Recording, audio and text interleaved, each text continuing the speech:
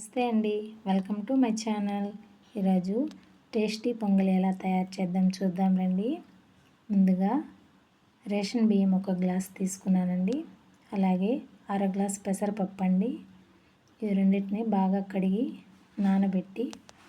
నానిన తర్వాత ఇలా కుక్కర్లోకి వేసుకోవాలి.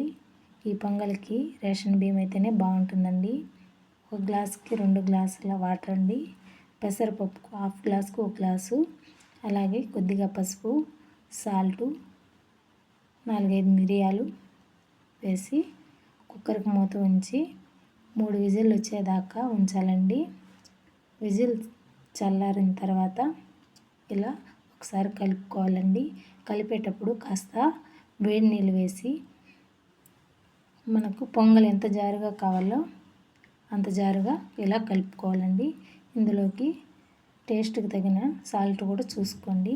స్టవ్ మీద కడాయించి అందులోకి ఆవాలు, జీలకర్ర, నేనైతే ఆయిల్ తీసుకున్నాను, మీరైతే గీ కూడా తీసుకోవచ్చు. నైవేద్యానికి చేసేటప్పుడు మాత్రం గీ తీసుకోండి. వెల్లుల్లిని తీసేయండి. నేనైతే వెల్లుల్లి, అల్లము, ఎండుమిరపకాయలు, పచ్చిమిరపకాయలు వేసానండి. ఇవి బాగా వేగాలండి.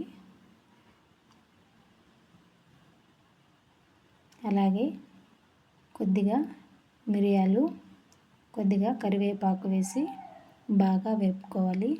ఇందులోకి 4-5 జీడిపప్పు పలుకులు వేసానండి. మీకు కావాలంటే ఎక్కువ కూడా వేసుకోవచ్చు.